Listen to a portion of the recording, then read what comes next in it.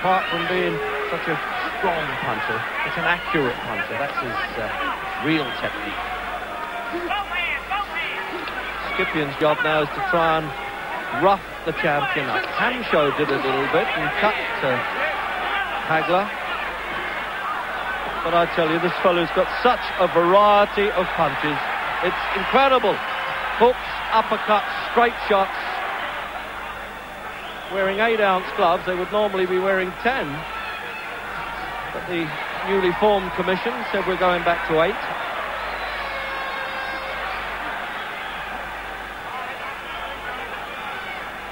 Really the sweat bouncing off of these couple of rough gladiators. Tuned so fit there, they really are. It's quite frightening when these fellas are in such great condition like this. There it is. Now, how do you get out of the way of that when he leads with the unorthodox right-hand lead, and you never know when the next one's coming in? He can change his mind midway with a punch, Hagler, and still get away with it. As Alan Minter certainly knows, and so does Tony Simpson. He took the World Championship from Alan Minter in London.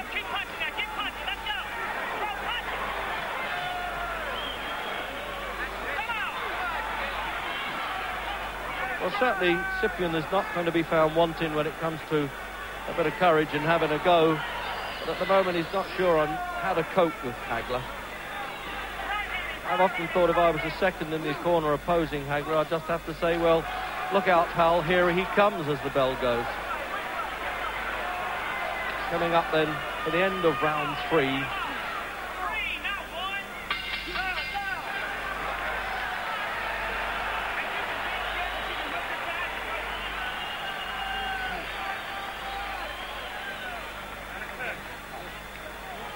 So there's a split screen version now of these seconds, really working on these fellas.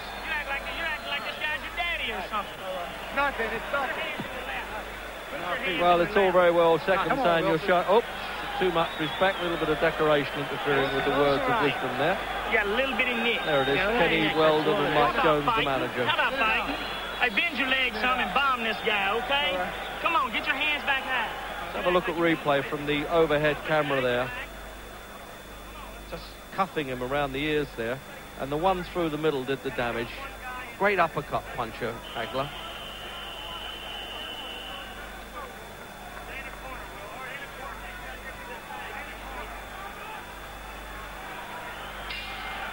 Fourth round.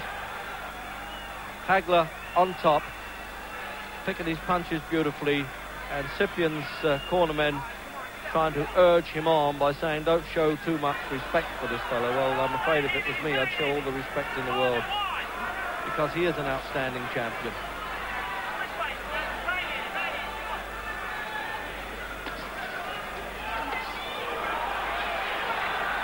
Hagler admitted to me before the fight, he said, this fellow Scipion's got a little bit of me in him. He's got the hunger of success, and I really can't let him take the championship away, because I do respect the fellow who's trying to take the championship from me.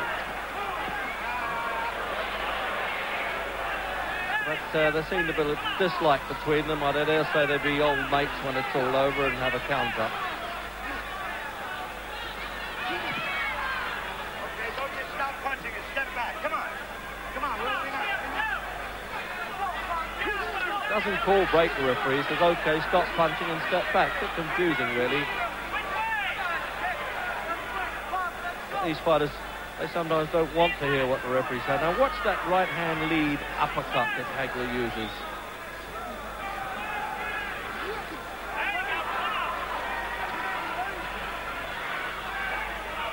It's difficult to tell whether Scipion's bruised around the face. He's puffing up already, but he came in with a fairly flat nose.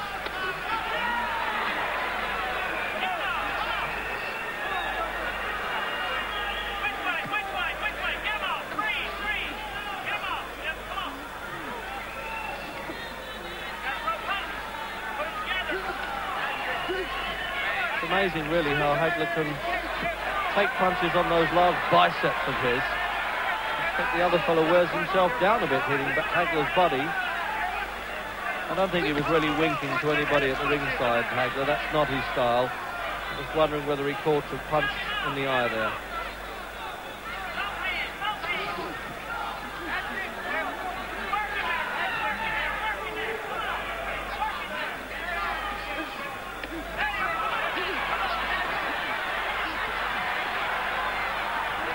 Well, the challenger's having a go. I always give full credit for that. But then he puts him in his place again, Hagler, doesn't he? What a workman. Oh, and is he going to get up from this? It was just a controlled flurry of punches, and I don't think this fellow's going to make it. He's made no attempt, and the doctor's already got up on the ring apron. Is it going to be a formality of a count-out? Yes, it is in the 4th round. And it was the people at the back of the hall probably wondered what was happening, because Cyprian was doing quite well at that point. And then suddenly the end came.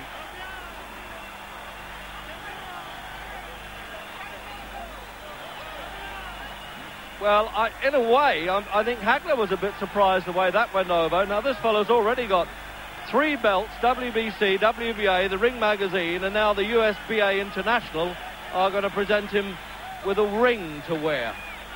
Well, this Cyprian, known for his durability, but, you know, when you step out of your class, it's not going to help you in any way.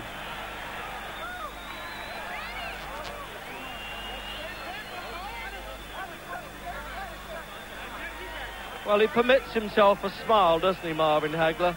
Let's now have a look at the replay of this finish now. You can see at this point that Cyprian's saying, hello, what's happening here? I don't really want to cope with this. Top of the head, that will dull his mind a little bit. And as he falls in, they don't really look like such powerful punches, but he took them and I didn't. And then from another angle, he's got him where he wants him there, Hagler, dropping his hands. And by this point, he's almost made up his mind that he can't win this fight, Cyprian. And as he falls in, that's it. It's all over. It was strictly a flurry of punches. The top shot might show us another angle of a punch. That side of the head there, they stun a boxer. He must have hands like bolts, Hagler. And so as Hagler takes his applause, let's go over to my colleague Larry Merchant in the ring. Looks like you've conquered New England as well as you have Wilfred Cyprian again. You came out a little faster than you usually do, I thought. Yeah, well, I had to against an opponent like him. You know, he's very aggressive. I caught him with a couple good shots. I thought I was really going to have to work the whole 15. That's why I worked that body so hard, because it has to pay off for me. I felt him started slowing down a little bit, and I was ready. I thought my straight left hand, which we've been practicing all the time, coming back with that right hook. I think I shook him up. There's my left hand again, come back with the right hook again. I think this is what it was now, to put them together. You see that everybody looks for my right hand, and I can put you away with my left. Either hand's are dangerous. Here's another angle, Marvin. There's the straight left hand. Just glimpsed him, but it knocked him off balance and set him up for me. I thought the right hand coming right here. The left really was staggered him right there. And crumbled. That's the way I wanted him, down at my feet. He had a big mouth, and that's where he deserved to be. I don't know. I was thinking about retiring this fight here.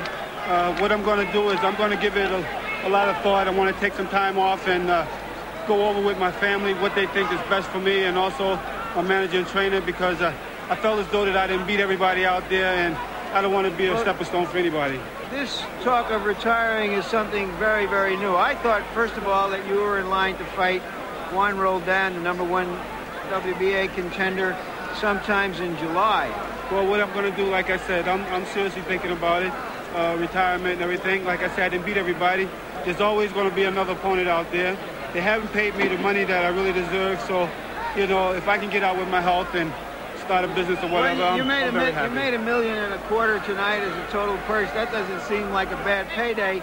But beyond that, Marvin, I once heard you say to Sugar Ray Leonard, let's get it on, Ray. We'll bring out the best in each other. That's right. Don't you hope there's somebody out there that can bring out the best in you? Well, you know, they're not bringing the money with them.